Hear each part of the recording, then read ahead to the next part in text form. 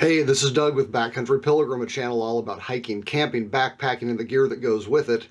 Today I'm going to do something a little different. Isn't every video a little different? Today I want to push the boundaries of hiking and backpacking gear a little bit and talk to you about how some of this stuff might help you even if you're not a climber. My daughter has always been a scrambler. She loves climbing on rocks, and so we recently started taking some classes at a climbing gym nearby, and she has done quite well, and getting prepared to get out on the rock meant a whole new world of crazy cool gear was opening up to me. Alright, I want to make one thing perfectly clear before we get started, and that is that I am not a rock climber, and this is not a video about rock climbing. If YouTube suggested this video to you, I appreciate you stopping by, but this is a hiking, camping, and backpacking channel, and so what I want to talk about today really has more to do with how climbing gear might help you out in those pursuits, but it is not about rock climbing per se, because I am not a rock climber, and this is not a rock climbing video. Did I mention this is not a rock climbing video? This video is being made for people who typically like to hike and backpack and stuff like that in the outdoors, have not rock climbed, do not have any rock climbing gear, probably don't even know what rock climbing gear is or does, and I am just making an introductory video to let you know that there is some rock climbing gear that might be helpful to you when you are doing hiking or backpacking, and if you find yourself in a situation where you might need it, this is going to be a nice little introduction to how the gear works and what you might want to look into for your kit in case you are going to go somewhere backpacking or hiking where you start to kind of edge into a more climbing type situation. So before I get to the gear, let me talk briefly about the different kinds of routes that exist in the backcountry. Using the Yosemite scale, they are typically divided into 5 different classes. Class 1 is basically a very neat, flat, manicured type trail that is very easy to walk on, and there's almost no danger at all from falling off of it. In fact, if you do fall, you're going to probably fall onto the trail and not off. A Class 2 route is still basically a hiking trail, but it's going to be a bit more rugged. Maybe there's a bit more of a danger factor if you fall because it's uneven or very rocky. Class 3 gets us into the realm of scrambling. This is where you're starting to go a bit more vertical. You're starting to use your hands, at least for balance, but also probably for stability. So you're really not just hiking anymore, you're really trying to get on top of something. It's not just a really steep hill, it's something that is going to really require a bit of balance to successfully negotiate. When you get into Class 4, you're doing some pretty difficult and or dangerous scrambling. This is where a fall could not only injure you, but could possibly kill you. The danger factor is elevated, and you are going to be using your hands because you need them to get over the obstacle in the route. By the time you reach Class 4, there's a good chance you're going to want to have some safety equipment involved to keep you from injuring or killing yourself if you fall. Once you get to Class 5, you are in true climbing. This is where hands are, generally speaking, no longer an option. You are using most, if not all, of your extremities in order to get up the route, and climbing gear becomes generally necessary if you want to prevent yourself from serious injury or death if you fall. And then Class 5 is broken up into decimal points indicating the level of difficulty of the climb. So for example, if you hear somebody say this route is a 5-6, what they mean is that it's Class 5, which means you're doing real, actual, technical rock climbing. And on a scale of about 0 to 15 or so, it's a 6. So not terribly difficult, but could still be completely deadly because it's a Class 5. So what I want to talk about in this video are instances where in your hiking or backpacking, you might get out of the Class 1 or Class 2 hikes and start getting into Class 3 or maybe even Class 4 scrambles, where some additional gear for safety would be a good idea. So let's get into the gear. To non-climbers, climbing gear can be a very mysterious subject. All kinds of weird stuff they've got hanging off their belt, some of it's clipped onto other things, and it can just be very confusing if you've never used it. Alright, let's begin with the things that you put onto your body and basically keep on while you are using climbing gear. Up top, the brain bucket. the helmet. This is pretty obvious. Goes on your head, clips on, and keeps your skull from getting too hammered if you fall or something falls onto you. This particular helmet is the Petzl Boreo. It's a pretty basic helmet. I have never actually had to use it in an emergency situation, for which I am very grateful. All right, the next thing we need is a climbing harness. This is what goes around your waist, around your legs, and attaches you to the gear that attaches to whatever it is you're climbing on. Now, these can be extremely confusing the first time you look at them. I think it's actually easier to turn them upside down. So these are your leg loops. They go around your thighs, and these are attached to the harness through some various mechanisms. Here and here you have tie-in loops. The tie-in loops are where the rope goes that attaches you to the rock. In between the two tie-in loops is the belay loop, and this is what you use for other equipment when you're climbing. Turning it back around, you've got a buckle. This is your waist belt. This does basically the same thing that a backpacking hip belt does, except in reverse. This goes over the top of your waist in order to keep you from falling out of it, instead of keeping weight from sliding off of you. On the side of the waist belt are gear loops. These attach various pieces of gear while you're climbing so that you can get them easily. And then on the very back is a haul loop, and this is for carrying heavy things like rope or something. The rope is tied into the harness through the two tie-in loops using a figure-8 follow-through knot.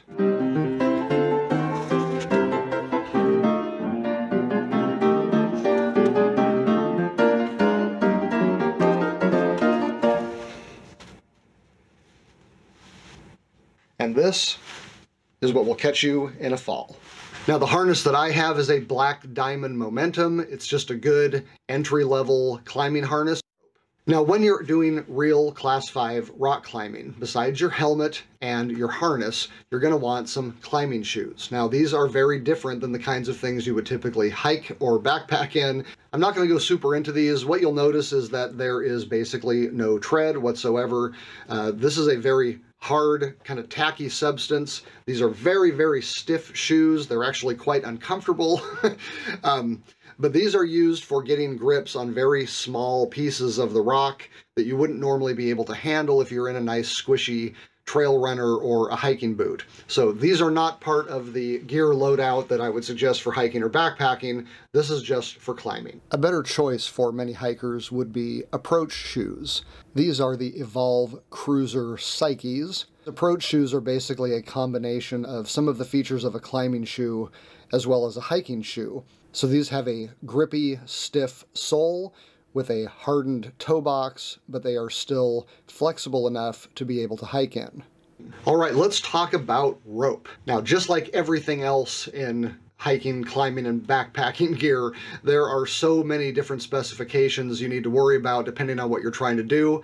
I'm just going to go over a couple of the main considerations. One of the biggest considerations with rope is whether it is static or dynamic. Ropes used for climbing are generally dynamic. What that means is they have some give to them. They stretch a little bit. And the reason you want that is that if your rope is protecting you in a fall, you don't want to fall and then just suddenly come to the end of the line. And so a dynamic line is going to decelerate you slowly and gently so that you aren't being injured by your gear. This rope that I have hanging behind me here for demonstration purposes is a dynamic rope. It is a Summit Master 10.2 millimeter non-dry 60 meter rope from PMI. Basically, the thickness of the rope is going to affect how heavy it is and how heavy of a load it can handle, as well as some durability. The 10.2 is a pretty heavy rope, but it's just good for beginners like me that just need a good workhorse rope. Now, the other main kind of rope besides dynamic is static, such as this one here. A static rope has no give at all, and the reason it does is because it is used for descending, rappelling, or other methods, or for climbing the actual rope itself, which I'll talk about in a minute. And with those, you don't really want a lot of give because you don't want the rope stretching while you're trying to move up or down it. This is not for falling on. The good news about a static rope is that it is usually a lot less expensive than a dynamic climbing rope. And for the kinds of things that hikers and backpackers do, this is probably all you're going to need.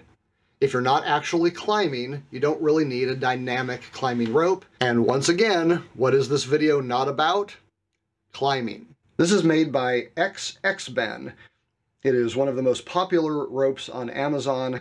This is a 64-foot, 8mm rope. It's listed on Amazon as outdoor climbing. This is basically a real cheapo rope. I would not trust this to save me in a fall.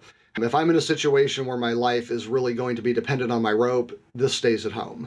Okay, the first piece of gear that we are going to look at for attaching yourself to the rope is what's known as an ATC. Literally means air traffic controller. Get it? Now this is a Black Diamond ATC guide belay device. Now a typical ATC is going to look something like this. It's going to have a cable loop and 2 slots with teeth to grab onto the rope. This is going to attach your harness to the rope. And the nice thing about one of these is that you can use it to belay somebody else from the ground, but you can also use it to rappel and keep yourself safe if you're in a situation where you just need a little bit of extra help. And the way these work is that you just take your rope, you get what's called a bite, which is a little mini loop that doesn't cross over itself. This goes into one of the slots. Once you've got your bite inside the cable, you put it in with a carabiner. This would lock into your belay loop, and if you fall, you don't fall. So when the rope is down like this, it is locked in place. As you reach forward, it will let the rope slide back and forth until the brake hand stops it. So when you're belaying somebody else, this part of the rope goes up to them. Your brake hand stays down here, keeping this locked in place until it's time to feed some rope in, and when you do, it will slide through slowly, and as long as you don't let go, the rope is going to stay secure. What this also means is that if this rope is attached to something up top, you can put your own weight on it and feed the rope through and rappel backwards. As long as you don't let go, you should be able to stop yourself from descending. If you're in a more dangerous situation where you need both hands to climb, this is not something that is going to save you if you fall, because you would be letting go of it. For beginners and in cases where you might need both hands, the ATC is probably not going to be what is going to work for you. What I would suggest looking into is the Petzl Gree. This is a really cool assisted belay device. So for a belay situation,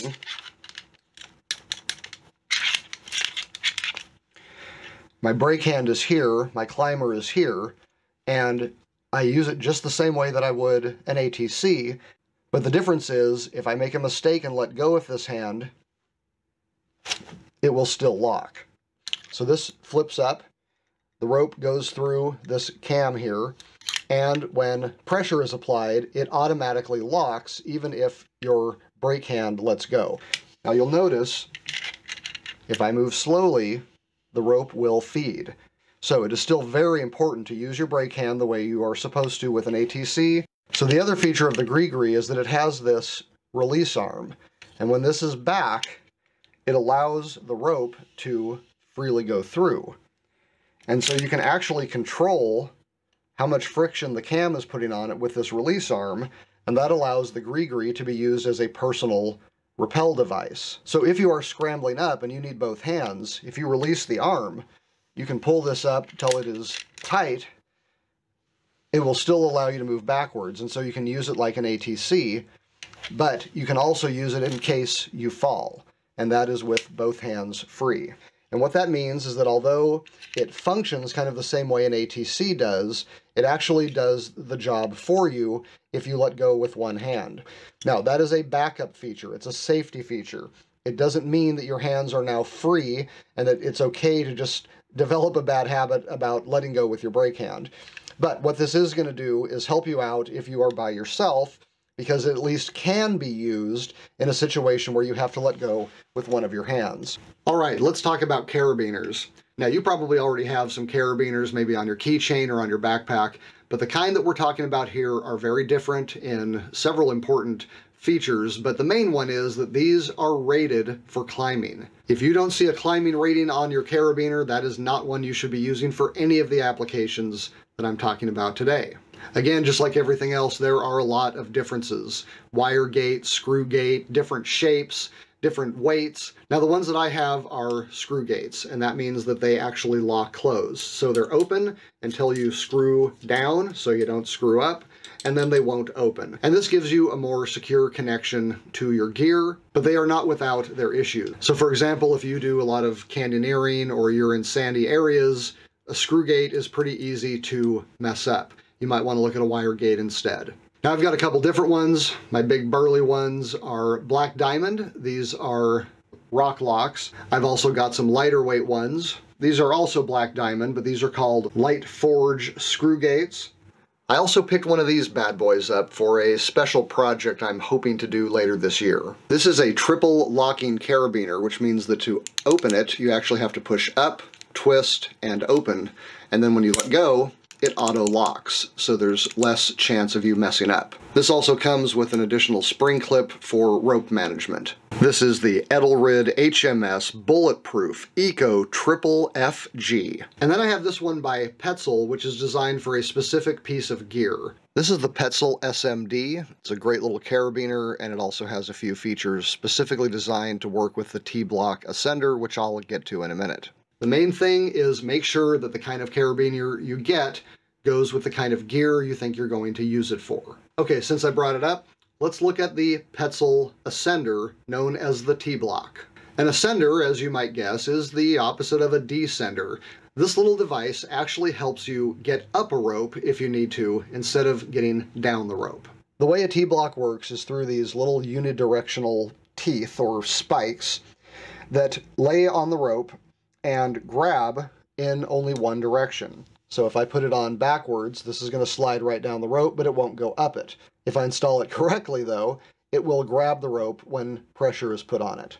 The way it attaches is through this special carabiner that I just showed you.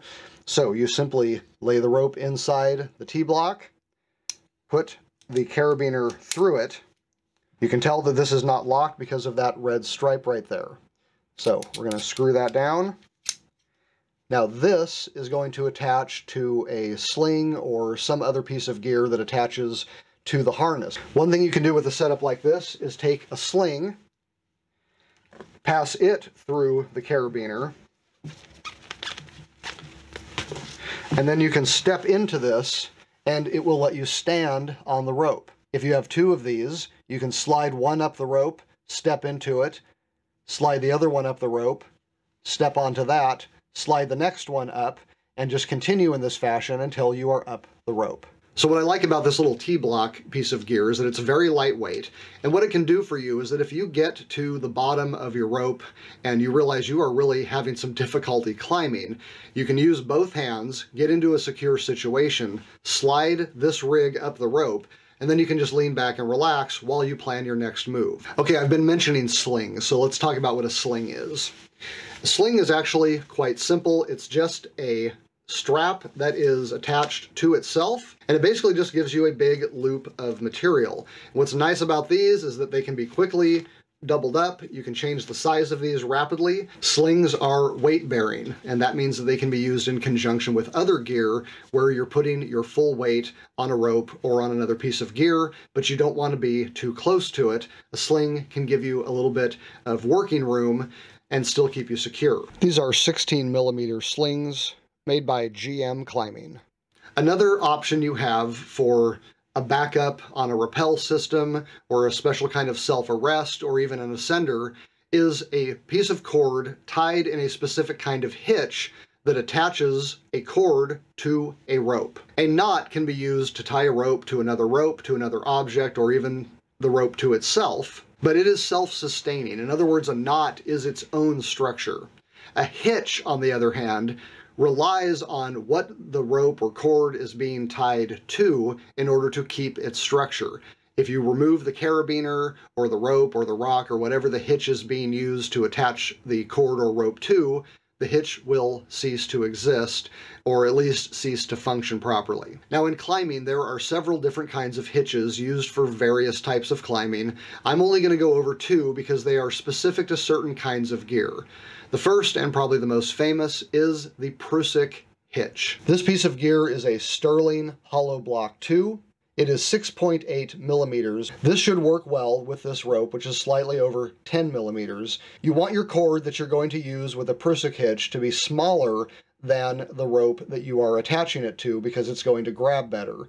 They typically say 10 or 20%. This should work fine. If you already have your cord in a loop, a prusik is quite simple. You basically just pass the loop around itself 3 times, keeping it nice and neat. And once you have it all nice and neat,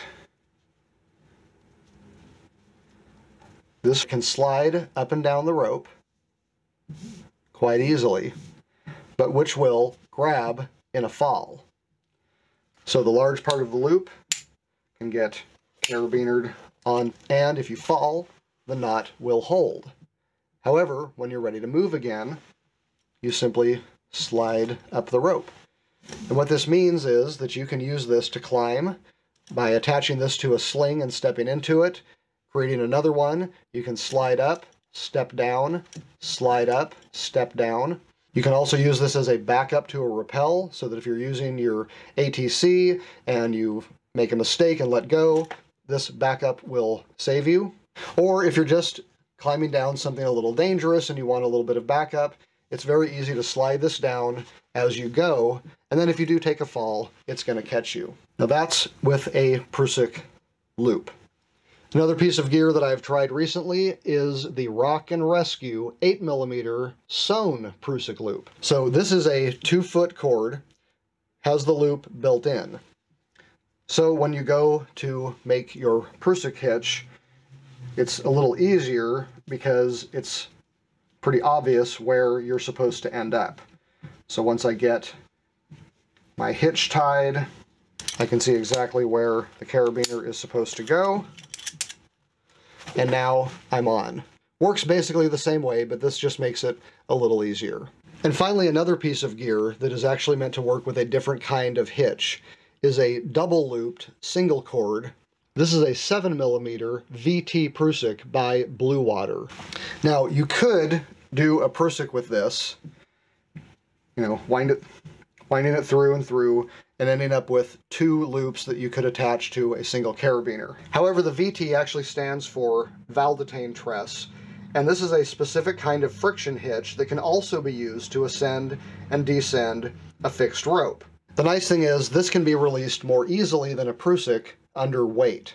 And the way you set up this hitch is you go around the rope 3 or 4 times, and then you actually cross over the back loop, and you just basically continue to sort of weave it together, each time going over the one closest to the rope. And when you are done, these two get snapped together. Same idea as the prusik. It will not drop you. However, even if you have a heavy load, you can still release it. So right now it's grabbing me, it's got me, but even just using 2 fingers, I can slide it down. And this makes it a lot easier for use in kind of a self-rescue type situation. It's not quite as easy as a prusik to move up, but it can be done. So if you're just looking for some backup while you climb up something hands-free and you just don't want to fall very far, you can basically push this up until you are fairly tight, do your climbing, and then reach down and continue to pull it up as needed. All right, I hope this video has been fun and informative. If it has, would you mind giving the video a like? And if you are not subscribed to Backcountry Pilgrim and you're into hiking, camping, backpacking, and the gear that goes with it, why don't you go ahead and subscribe now and click that bell if you'd like to be notified when new videos drop. Until next time, I'm Doug. Thank you for watching.